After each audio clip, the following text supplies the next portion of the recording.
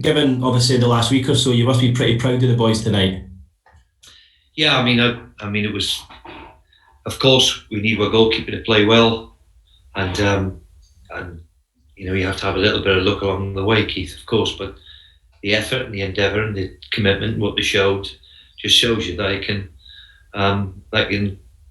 get you a result. And I couldn't be more pleased. I was those signs against Man City, which I was pleased about, to go back to back against Man City and Liverpool, and in the manner we've done, I couldn't be any more pleased of what we've done tonight. When you look, Steve, at the possession stats tonight compared to the City game, they were actually very similar, but it felt as though the team they did create more chances. It looked like you were further up the pitch. What was different about the two performances? We've tried. That's one thing we've tried to do, is be further up the pitch so we can engage a little bit higher. And it's obviously something which is new to everybody. So I do think it's still work in progress, of course. But I was pleased the way we went about it. Yeah, and of course we have to use the ball better. When we got it, we turned it over. In first half, last 10 minutes or so, caused ourselves a few problems. And we have to look after the ball better, but certainly the way we approached it, I was very pleased. You mentioned the goalkeeper there, Carl Darlow. He's been amazing all season. Is it his jersey now to lose? Well, I'm in a fortunate position there. I've got two excellent goalkeepers, and one who's just got back fit, who was our Player of the Year last year. So Carl has waited patiently for his chance because of the form of Dubravka, but at the moment he's the number one at the moment because of the performance he's putting in. So I'm in that really, really healthy position as the manager to have 2-3 very, very good goalkeepers. Last one from me. Any plans for the big 6-0 tomorrow? I don't need reminded of that, Keith. Thank you very much. And you're just telling the nation, aren't you? I don't. When you get to 60, wow. But I think I've just said to our local people here, it's since I left Newcastle in 1976, I've been involved in football for 45 years or whatever it is. So to be 60 and still in and around it, and getting a draw against Liverpool, can't be bad. Cheers, Steve. Thanks. Thank you. Thanks, Keith. Damien Spellman. Hi, Steve. There's been a lot of stick flying around in the last few weeks, but your team certainly played for you tonight. I mean, that gives you all the answers you need. Yeah, and I hope that's reflected for the team, not necessarily myself, because we were all disappointed what happened a couple of weeks ago in a big cup tie. We blew an unbelievably good opportunity, which has disappointed everybody, me included. So the one thing you have to do is respond, and those signs against Man City, we've played arguably two of the best teams in Europe back to back in the matter of 2-3 days. So the way they've responded, I couldn't have been any more pleased. Thanks, Damien. I'm going to go to Michael Grimes. Hi, Stephen. First of all, happy birthday for tomorrow and all the best of the new year. Thank you. And secondly, back to the game tonight. You said before you played two of the best teams in Liverpool and Man City. Do you feel like the performances in those two games will give yourself and the team confidence for the rest of the season to kick on and ultimately get as high up the table as you possibly can? Well, I hope so. It breeds a bit of confidence when you take something off of one of the big teams like Liverpool, and they are a wonderfully gifted football team. So we should take a little bit of confidence for it. We've got another big game, and the energy levels we hope are there for everybody, and we recover because we've got another big game at the weekend in Leicester, who are a very good team themselves. Thanks, Michael. Chris Wolf. Hi, Steve. You mentioned Carl already, and obviously this season he's been brilliant regularly. Can you just talk a little bit about how important he has been and sort of how impressed you have been with some of his performances? Well, certainly when you play Liverpool or you play in the big games, then you're expecting your goalkeeper to make a save or two. And to be fair to Carl, all season he's produced some very, very good saves. And I couldn't be more delighted for him as a lad, because he's had to wait patiently and see Dubravka, who was last year's Player of the Year.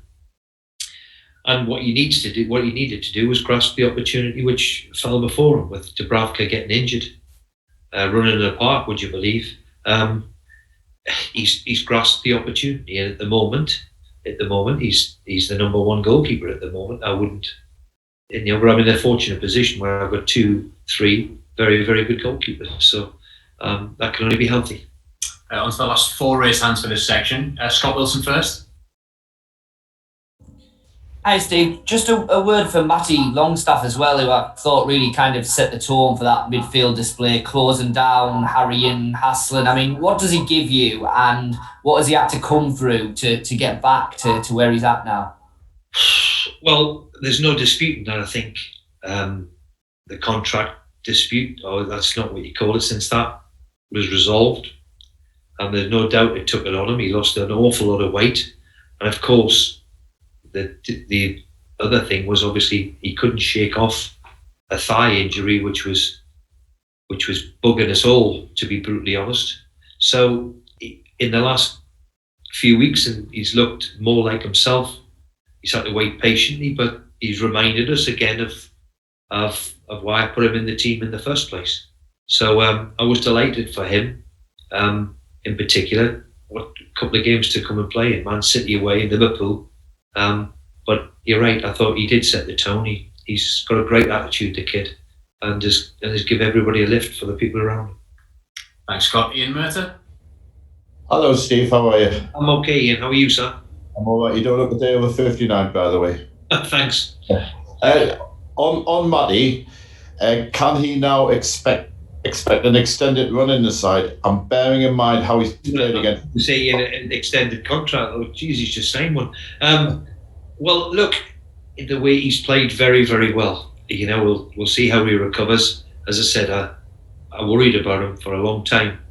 Over the last couple of months, he lost a lot of weight and didn't look himself, and he had a horrible niggling injury which niggled away at him and was never right.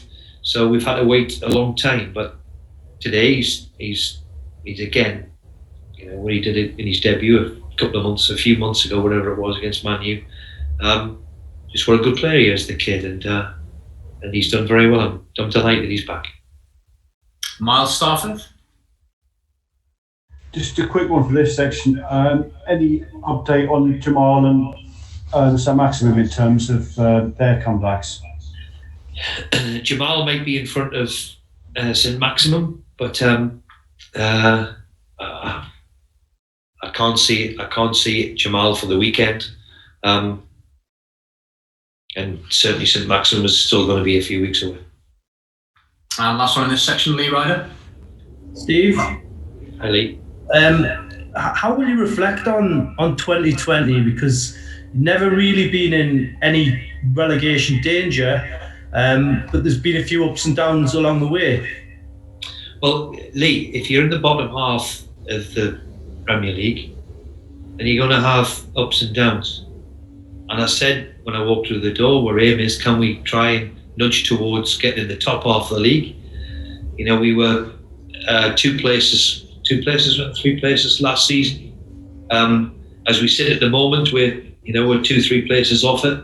So we've got to keep striving towards that. It's been difficult, Lee, very difficult with COVID, with no supporters. The one thing that makes this club unique and why it makes it a real big club is the amount of supporters we have.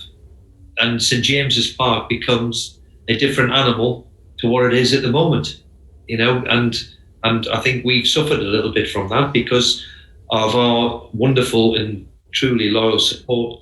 We've been without them, which a full stadium here tonight, for example, would have, I'm sure, enjoyed what that team have given them tonight.